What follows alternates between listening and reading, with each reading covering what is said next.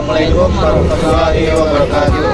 Perkenalkan, nama saya Iman Salam dengan NIM 210734 dari sesi 138. Dan saya Ilham Emnor dengan NIM 21073552 dari Pendidikan Teknik Otomotif sesi 0134. Perkenalkan, nama saya Raihan Nontarita dengan NIM 21073072 dari sesi 138.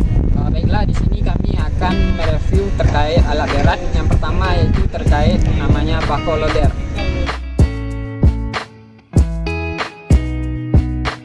Baik, di sini mungkin dapat dilihat nama alat beratnya adalah backhoe loader.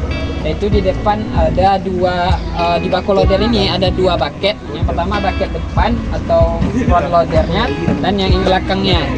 Jadi bisa disimpulkan backhoe loader ini adalah gabungan dari ekskavator dan juga dari wheel loader. Makanya bisa disebut dengan backhoe loader. Untuk fungsi-fungsinya akan dijelaskan oleh rekan saya nanti. Baiklah, di sini saya akan menjelaskan komponen-komponen dari backhoe loader.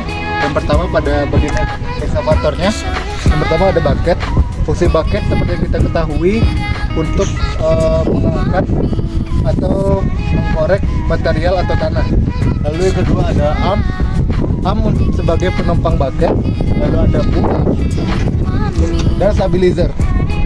Nah, pada bagian di depan sini ada bucket cylinder, lalu di atas ada arm cylinder, dan di sini yaitu boom cylinder. Lalu yang terakhir ada stabilizer.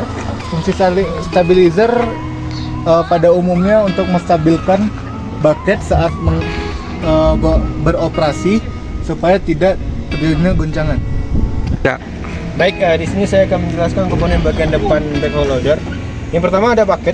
Bucket ini berfungsi untuk mengangkut material dan juga membuang material, meletakkan material. Dan juga yang kedua ada bucket cylinder yang berguna untuk menggerakkan bucket tersebut. Dan juga komponen selanjutnya adalah arm. Di mana arm ini berfungsi untuk sebagai penopang bucket.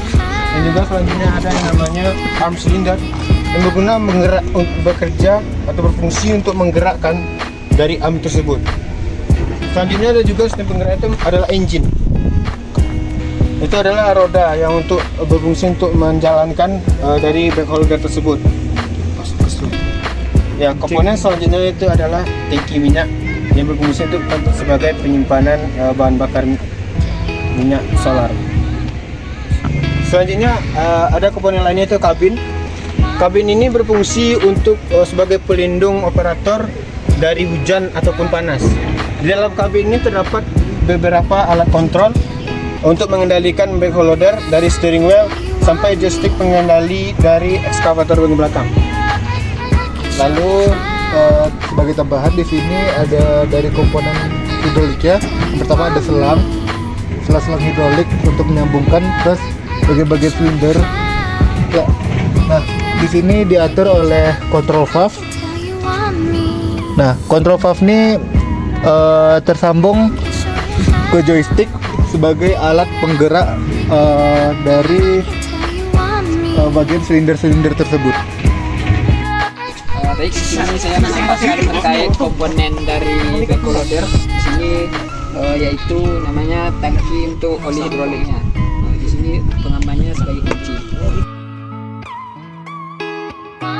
Selanjutnya saya menjelaskan, kami menjelaskan terkait perawatan yang mungkin dilakukan pada backhoe loader. Yaitu yang pertama lebih ke perawatan di silinder ya. Jadi sebelum backhoe loader digunakan itu wajib silinder ini dicek apakah nanti ada goresan di tabungnya atau hal-hal lain yang akan mengakibatkan. Selanjutnya itu ada selangnya juga. Selangnya ini dicek juga karena kemungkinan terdapat di selang ini keretakan atau putus nantinya. Dan selanjutnya untuk perawatan yang lainnya mungkin di dalam kabinnya. Di dalam kabin itu harus dicek semuanya terkait kontrol panel apakah semuanya berfungsi secara baik. Mungkin itu terkait perawatan. Baik, untuk perawatan yang selanjutnya ada bagian pada bucket. sebelum kita melakukan pengoperasian itu harus mengecek bagian bucketnya apakah ada kotoran. Jika ada kotoran, lakukanlah pembersihan dari kotoran tersebut. Kemudian lihatlah pada kuku bucket atau tit. Jika kuku bucket ada yang patah, maka dilas terlebih dahulu atau diganti jika tidak mungkin untuk digunakan kembali. Baiklah, sekian dari penjelasan bako loader. Nah, sekarang kita lanjut ke bagian alat berat yang lain. Baik, selanjutnya setelah dari tadi bako loader, sekarang kita masuk ke ekskavator. Baik, di sini ekskavator digunakan untuk lebih ke apa ya? Pengoperasian untuk membawa tanah atau material-material batu atau lainnya. Untuk komponennya akan dijelaskan oleh rekan-rekan saya.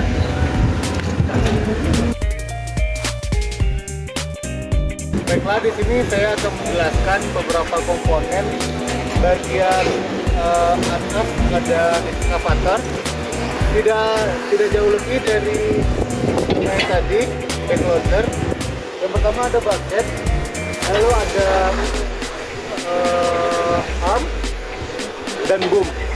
Nah, di bucketnya juga terdapat silinder bucket, dan arm juga terdapat silinder arm, dan di boom juga terdapat silinder boom.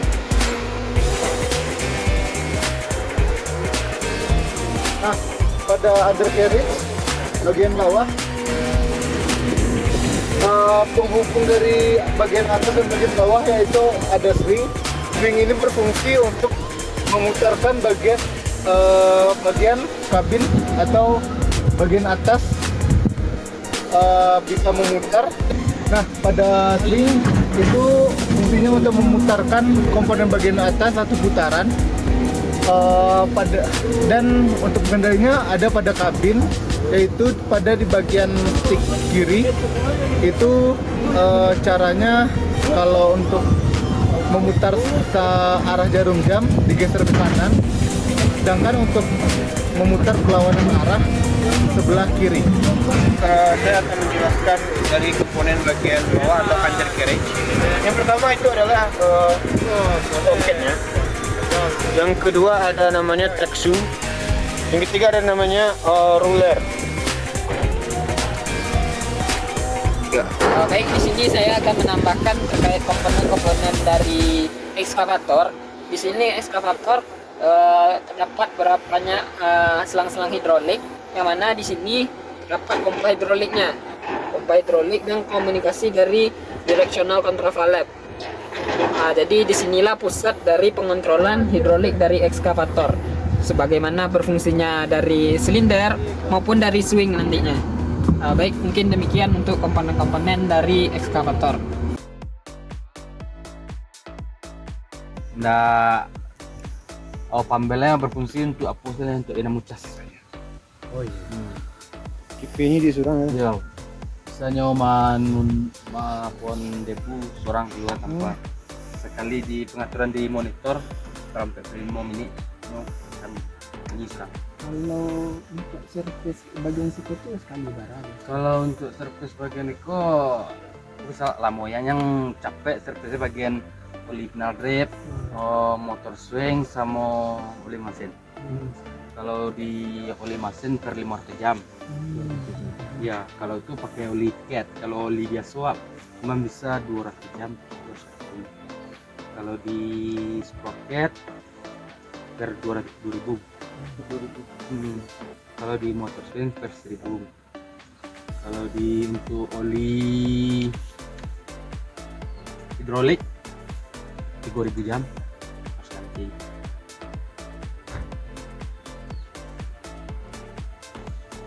Kalau untuk perawatan harian tuh ada di sini. Aduh, cuman cek P2H, oli, semua air radiator, pembuangan air di dari minyak.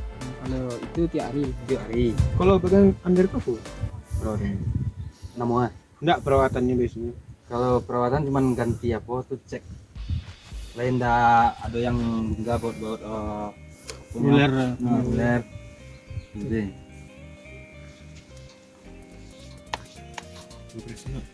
bawah tuh.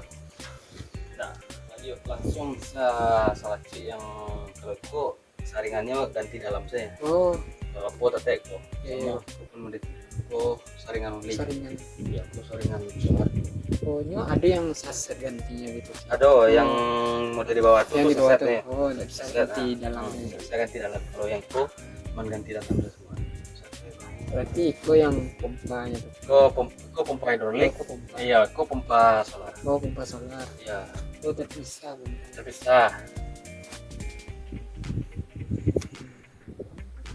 Kalau perawatannya tuh tergantung ada ya jangka waktunya. Aduh, Bang. Kalau untuk oli per 5 aja. Ya. Di engine. Kalau untuk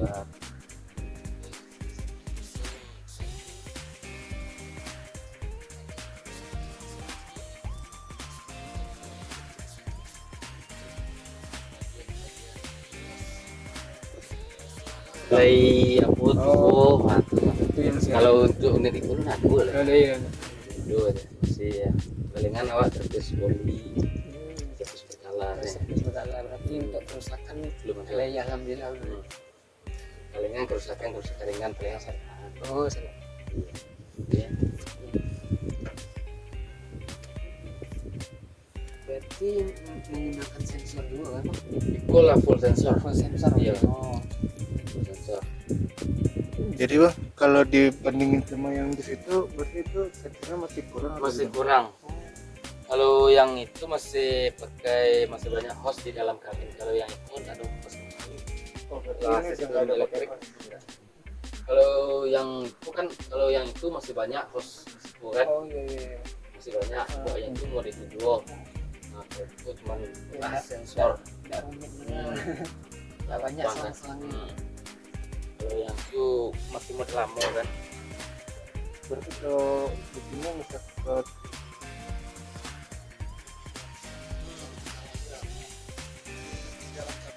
Cari kesalahannya lah. Itu di apa untuk pakai laptop saya. Oh, Nggak perlu cek apa yang kan nggak perlu. berarti sistem komputer. Komputer ya. Oh iya.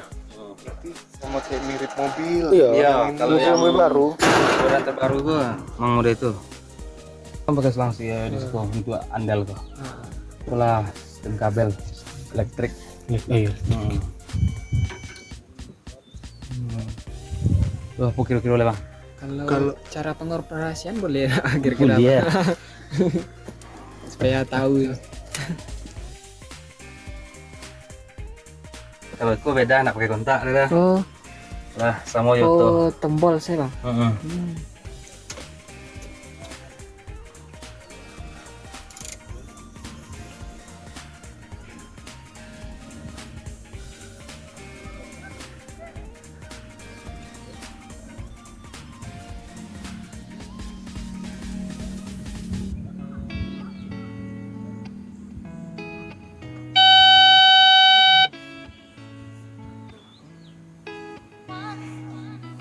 Langsung sana. Boleh bang. Aku guna lock andal. Apabila ndak ikut terkunci, ini ndak akan berfungsi. Oh gitu. Kalau itu HP barunya berfungsi. Penggunaan yang anda sebelah kiri itu untuk stick sama buka. Oh, seperti Yang sebelah kiri. Iya, sebelah kiri. Yang sebelah kanan angkat boom, turun, sama tutup paket buka. oh buka pakai. Berarti bom turun ke depan ya bang? Di dorong. Oh ya, Oh, tuh. Kalau ke belakang ke angket. Kalau kiri kanan tuh buka tutup bucket. buka, tutup. Kiri. Oh, maju, mundur. Oh, ini maju mundur. Kalau fungsi kom. Ku monitor kalau ada kerusakan ya akan muncul di situ. Oh, Oh, yang Nah, dari itu yang sensor tadi ya bang. akan muncul. iya. Apabila Iko mulai ndak membaca, kita bisa dicek di situ. Ya toh. Oh gitu. Oh Dari iya. situ pun bisa. Cuman pakai kabel data. Iya, sistem komputer. Kan cukup ada setelan situ. Situ bisa cek informasi kinerja ala berapa tegangan baterai, ada siku kecepatan engine RPM, suhu cairan pendingin, cukup lah siku. ala berapa jam awak bekerja ada risiko. Ah iya, Oh. kalau jam bekerja tuh bang ada anggaran waktunya, misalkan udah 10 jam tuh harus berhenti atau enggak gitu. Ada bang. Ada Iya. Kalau saya enggak, kalau biasa. dalam sehari itu kan awak kerja 8 jam. 8 jam. Oh, pas di jam 2 balik awak istirahat Istirahat. sejam. Itu dari jam 1 sampai jam 5. Ada jam pengertian time lah. Nah, itu 8 jam engine awak kita ada risiko. Nah, pompa hidrolik awak 8 jam nyawa kerja ada risiko. Motor travel pun mode itu. Jadi bisa dipantau Ya, bisa. Nah, terus swing mode itu juga.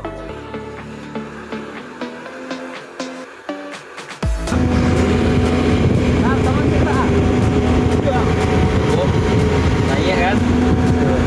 Turun. Stick. Maju. Tarik. Paket. Tutup. Tutup. Pokoknya satu buah andel fungsinya harus jalan saudara. Oh. Kalau awak baru pemula beli awak gak ada yang cie-cie. Nah, tahu kegunaannya. Baca dulu. Lekat. Seperti ini dalam berangkat. Iya. Yang itu aja Ham. Coba cie-cie saya lu, uang saya rasa-rasa itu cie-cie. Aku akan tahu. Aku guna cie-cie lu. Nah. Pokoknya tangan tuh harus lunak dan kaku bawah. Santai.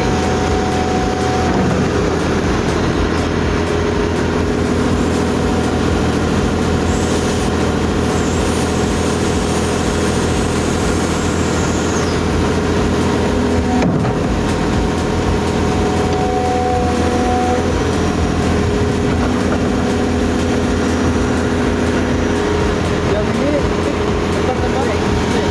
Dorong. Tarik.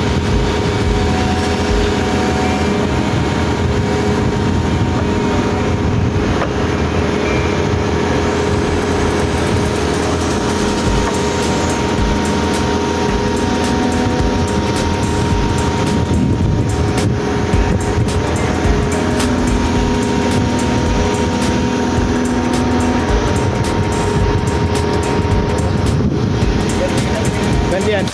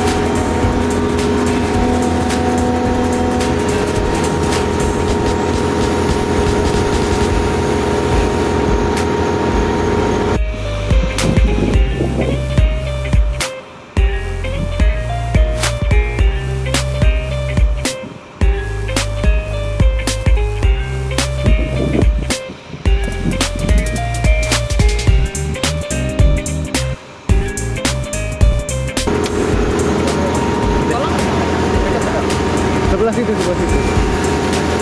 Nanti ada 2 penampakan aja.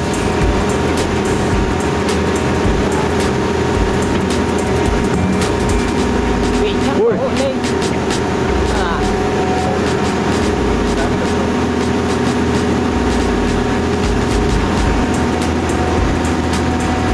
Turunin lagi An, turunin An.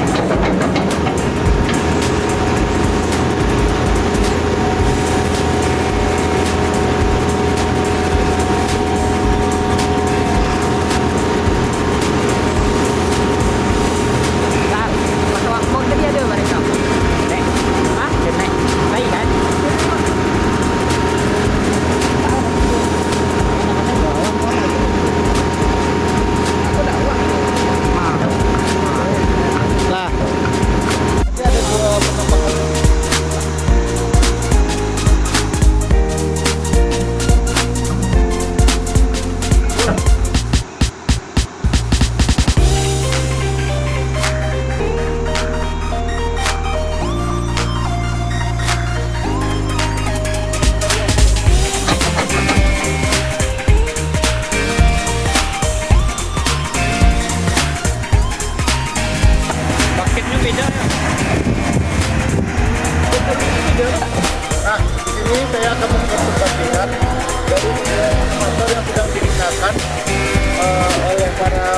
komponennya.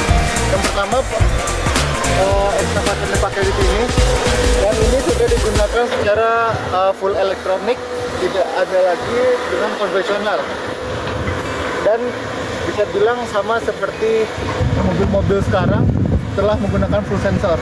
Nah, yang untuk satu lagi itu juga menggunakan elektronik, tapi masih ada komponen-komponen secara konvensional juga. Sekian untuk dua perbandingan dari saya. Baik, demikian review kami tentang ekskavator. Baik, kita dilanjutkan kepada komponen alat berat selanjutnya.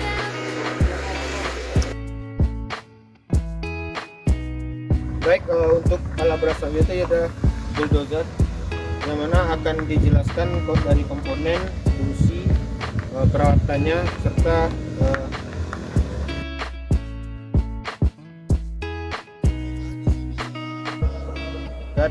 atau menunjuk bagian-bagian komponen pada bulldozer.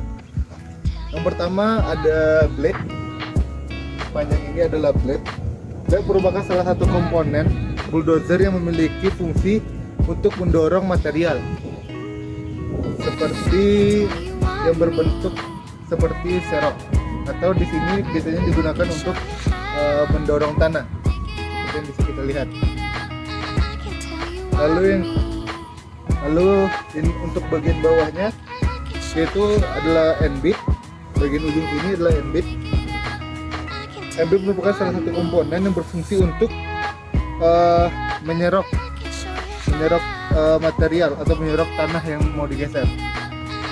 Lalu ada cutting edge.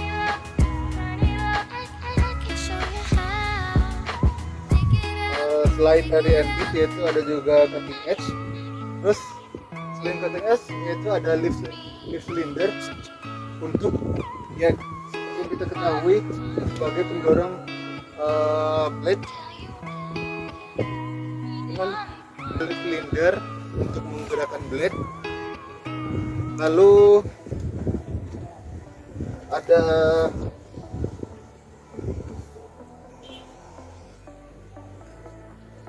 frame, yaitu yang bagian sini, dan steering frame. Ya. Baik, selanjutnya meneruskan penjelasan dari rekan saya Ilham tadi, yaitu terkait strike frame. Ini strike frame itu berfungsi sebagai salah satu komponen bulldozer yang memiliki fungsi sebagai batang penyangga blade. Jadi batang penyangga blade itu fungsi dari strike frame tersebut. Selanjutnya yaitu ada di sini track namanya. Yaitu track ini merupakan salah satu komponen bulldozer yang memiliki fungsi sebagai roda bulldozer. Jadi tanpa track ini bulldozer tidak akan bisa bergerak karena dia memiliki alur khusus ya. Alur khusus ini yang memegang nanti untuk di tanah yang basah atau berlumpur. Selanjutnya ada yang namanya mainframe. Ini mainframe. Mainframe merupakan salah satu komponen bulldozer yang memiliki fungsi sebagai alur carrier roller. Jadi roller ini yang menjadi alurnya itu mainframe. Selanjutnya ada namanya